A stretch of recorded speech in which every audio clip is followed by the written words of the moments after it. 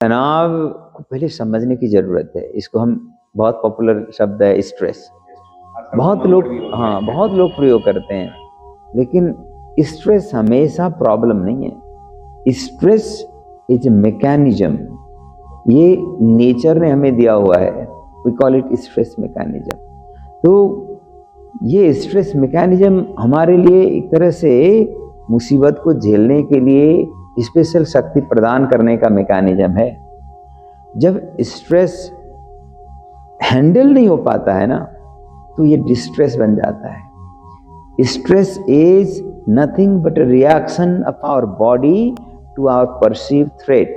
जो हम थ्रेट को परसीव करते हैं, उस थ्रेट को टैकल करने के लिए शरीर का रिएक्शन जो होता है, उसको स्ट्रेस कहते हैं। अब ये जो रिएक्शन है, अगर हमारे कंट्रोल में होगा तो हेल्प करेगा। जैसे एग्जामिनेशन आ रहा है ना, तो विद्यार्थियां मेहनत बढ़ाते हैं क्योंकि स्ट्रेस है, एग्जाम आ रहा है, कैसे करेंगे? तो मेहनत करेंगे, परफॉर्मेंस अच्छा करेंगे और उनकी लाइफ में ये तरक्की के लिए एक तरह से आधार बन जाएगा।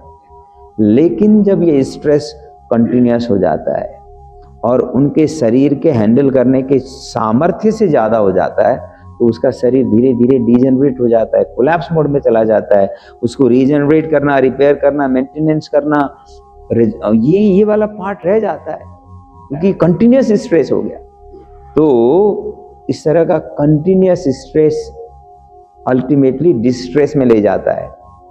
बीच बीच में आने वाले, कभी कभी आने वाला स्ट्रेस तो इंसान को परफॉर्मेंस इंप्रूवमेंट के लिए हेल्प करता है। तो ये समझना है, स्ट्रेस हमेशा बीमारी नहीं है।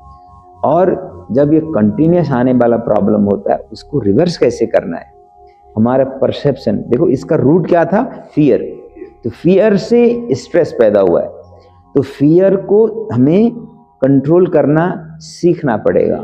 तो योग के साधना में हम कई प्रकार के चैलेंजिंग, पेनफुल, डिफिकल्ट अभ्यास भी कर रहे होते हैं, लेकिन हमारा ब्रेथ अवेयरनेस के साथ, पॉजिटिव ऑटो सजेशन के साथ, डिफिकल्टीज को सहन करते हुए भी हम हैप्पीनेस को अनुभव कर रहे होते हैं।